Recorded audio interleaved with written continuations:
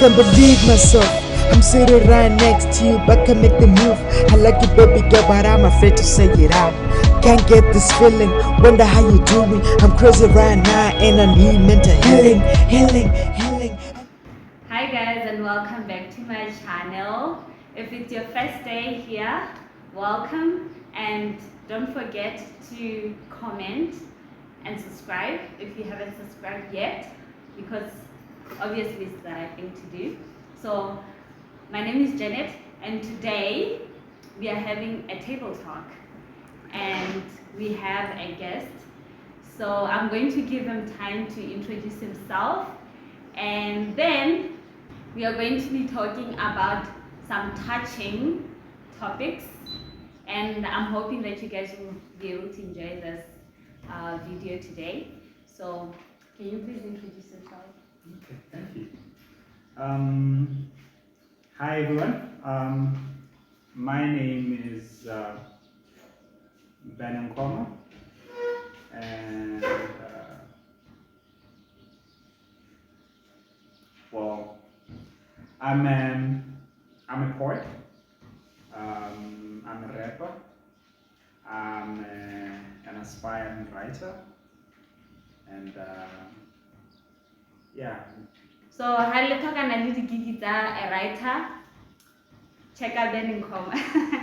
Okay, so like before we continue, maybe just tell us a little bit about mission, because I think most people don't really know much, and I've think collaborated with my younger brother before. Okay. And then he was coming back from his mission, Yeah. but I didn't elaborate much about that, and I'm pretty sure like a lot of people don't really know like how the mission of the way was that. Yeah. So I want you to elaborate more on that, and then we can continue from there.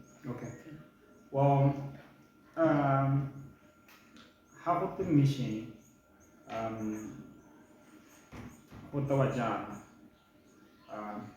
In the Church of Jesus Christ of Latter-day Saints, as you got a young men and young women from the ages of 18 to 25, the sacrifice about 2 years, that's for the men, and for the women, that will be about 18 months. The sacrifice at this time to go out there, share the gospel of Jesus Christ. And in that time, sacrificing. Our main focus is teaching, street contacting, in which like we meet up with people more strate, you might say,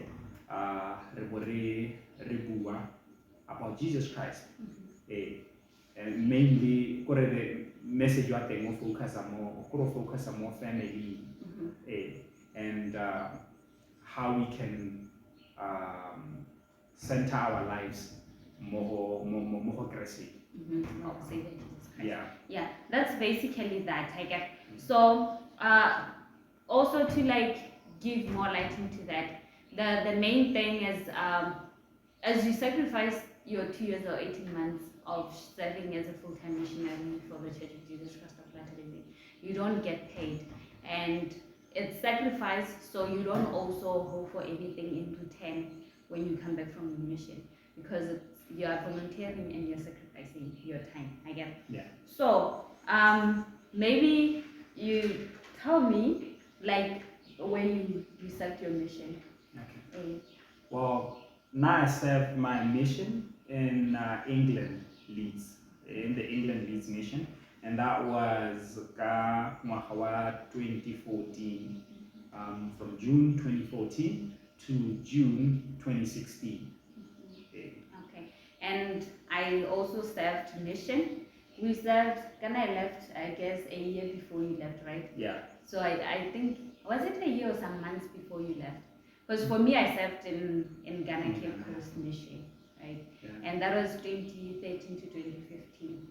Yeah. So we are going to, so Rita, like, to like compare all those like mission experiences, because obviously, like, I have my own experience looking at the Ghana, like, you know, living in Ghana is different. You're obviously living in Africa, right? Yeah. And when I served in England, which is a different experience altogether. And what I've realized is most people always think, just because you served in Africa, Africa is the same. And then you go to like West Africa, you realize, you know what, West Africa is totally different from Southern Africa. And people think, just because you're from Africa, when you go to another African country, you should just cope immediately with the lifestyle, right? But though, like, it's not always like that. True. So so I want you to tell me maybe like some of mission trip, like the expectations that you had before you went on your mission, and like as you were preparing, and then comparing it with when now you get into the field and you see the real deal of the mission. Of the mission, The cream. Wow. Hey, preparation. Well, that is something say like I actually thought it was going to be easy. I mean, I actually thought it was going to be easy, especially looking at the fact that the Lord wants. I thought like it would be easy, but like the thing say it was different. It was very different. Because even with the fact that Ghana, like for me, I tried like like I don't know, like so many months I would go do a passport, and they would always say there's a problem with system. At the end, like I felt like giving up, but the fact that I knew what I wanted, like I really, like I had it was a goal just from the start. Like, you know what, I want to go and serve mission. I want to serve God, right? But then because of all the experiences, the fact that I have to be going up and down, I have to look for these things, I have to look for this and that, and mostly house and apple, like after you get your mission call, and then you look at that book, and you realize you need tons and tons of things, like a lot of things you don't even have. I remember I can that book, and then there was thermals, and I was like, thermal? Like, what is a thermal? Like thermal underwear. And I actually thought for what was something say like underwear, oh yeah. And it was so hard because like when I even going on my mission, like some of the things I didn't even have. Because like you spend money in which like you don't have. Because like here in Africa, I mean like for me, I mean the last day like did a peace job, or like for me it was a bit hard. So but thankfully my parents and some relatives, they were able to help me with some, I mean with getting some of the stuff. For me, like getting home, what you call it, the visa. I had to apply for a visa, and like, hey, my dear thing and then passport, lucky enough, so it was just a matter of we renew it, and then and then some of the things, it's amazing because it's not like come on, I wish that era. Hey, one thing that I've come to learn, like with preparations, like mission preparations, I've realized there's so much of the spiritual aspect of you preparing to go on mission than like putting the human mind into it. Or like at times you look at it in a way that like I don't have money, but I have to do all these things. But you get to learn if you sacrifice and put your trust in God, you know definitely like you're going to get those things that you need. So then how about like getting into the field, because like if okay, let me say this, I don't know, like not, I don't know, like the fact that like in that time there were like sister missionaries and elders, and would like go proselyte with the sisters, and you sleep over in the apartment, and you looked at those people and you looked at them in a way like you like these people, they're just so powerful. True, yeah. And this is mission. Like people are so powerful, people are just striving, and people like that are obedient. Because like you look at that and that expect okay, spirit is spirit. Yeah. As a spirit get our one. And then you get into the field and then you're like, am I in the right place? wait, what? Yeah, it's just crazy. It's just crazy. Well, getting into the field, for me, the moment that like it's or MTC, like it was what I was expecting. Let's say or MTC, it is something different. No, like go MTC, oh yeah. And I'm like, okay, so yeah, it's more like MTC is so spiritual. Yeah. Like MTC with the spirit is something so top. not playing no games. Hey, I know. It's like, okay, I get better to schedule. So can not wait and then I get to the field. Okay. Hey. Yeah, I know. Go to there, and I'm like, but like the things like my first trainer, because now I have two trainers.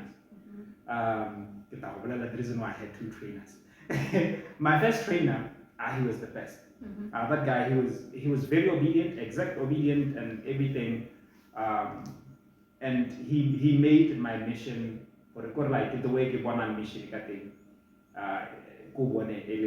the right thing. That foundation, a good foundation, like even you can be able to lay a foundation for another person who also comes. Yeah. So Ghana, you are representing the whole Africa. Yeah. Because you go then you realize for Ghana and me, it seems like we are too much of Africa, and obviously people have not maybe met people from Africa as missionaries. Yeah. Only because Mutomu and what a harbor level about yo also going for a quite something has to say. Yeah. And because people already have perception Africa, and they think Africa is this country, Africa there are no houses, Africa there is no water and all those kind of things. So even when you come and now when somebody this guy is so thirsty, there's no water. There's nothing. Fit the African chicken. He's starving. Yeah.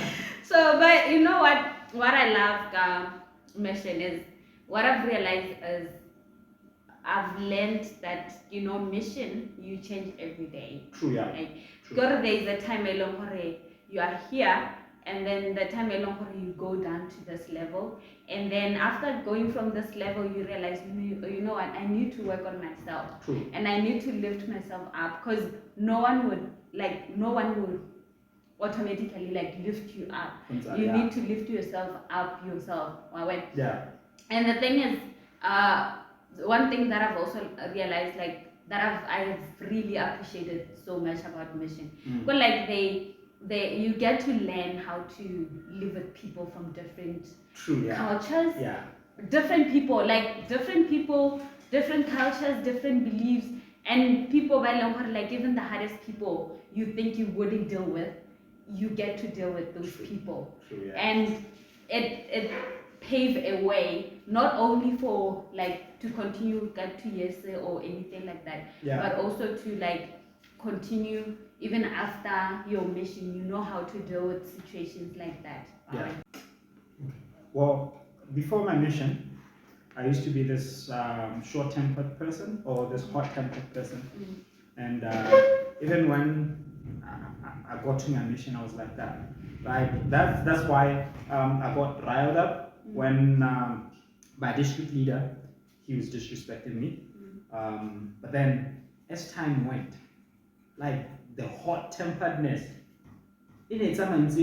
Yeah. I remember like this other time, I was training this new missionary. He was from Kenya, and we were in Barnsley, and like Barnsley was super racist, and like this case that busy insulting us, and like my companion, he, I mean, he got angry, and like I went to the kids and I tapped one of the guys on the shoulder and said, you don't want to do that. And what the kid said, like, like it left me speechless. He was like, don't touch me, you will give me AIDS. And I was like, what? And I just left. I didn't say nothing. I just left. And I was like, wow, if it was back then, like at the beginning of my mission, you would have responded differently, right? Yeah. So it's crazy because I feel like mission what build, right? Yeah, true, it builds us, and it helps us to become like better people. Like even after mission, you realize like the experiences you have heard, you even apply them even in your relationships with your family and all those kind of things. I get, but also understand when you come back from mission, there are expectations. I get your expectations. Like, did you meet your expectations when you came back? And like, what was different from what you were hoping for and what you got when you came back? Well, coming back from a mission, I expected like a very big welcome. But like when I got back, I mean, Helako Airport, I found my mom, my fiance. Yeah, how you arrived in gaps. Yeah, that was the problem. Because majority of the people so it was a downside thing. And then well, it wasn't too bad. But the thing say long like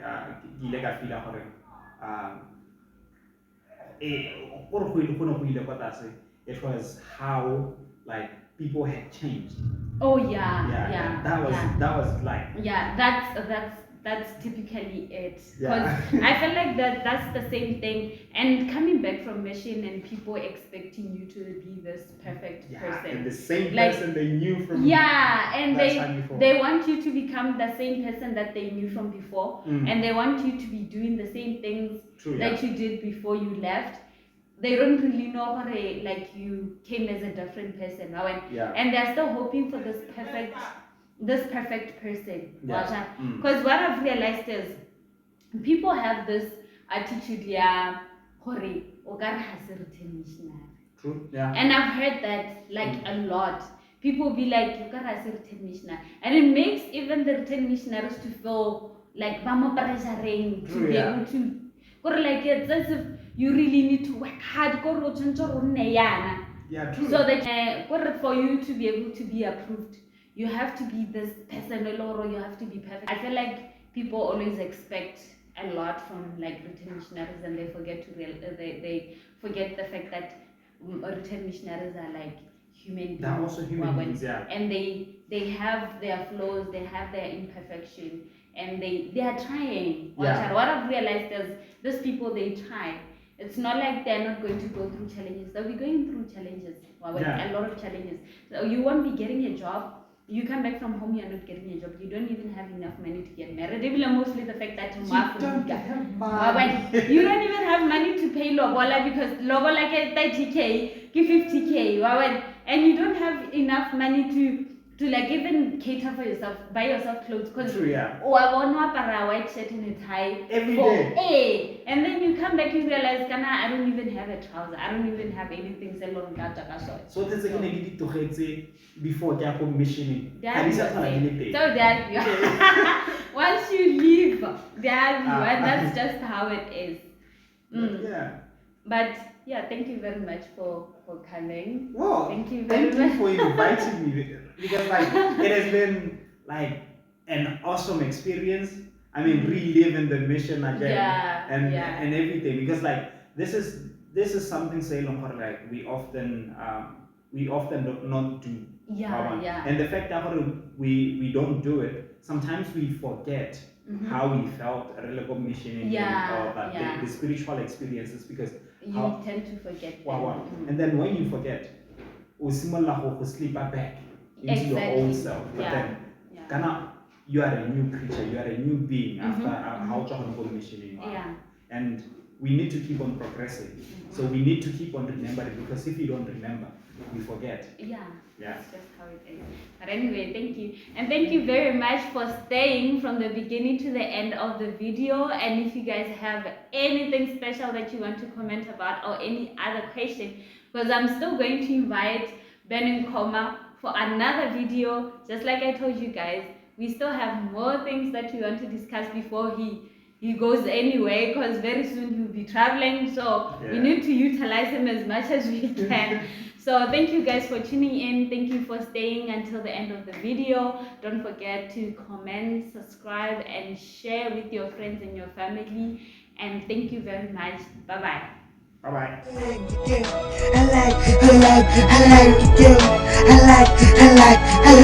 I like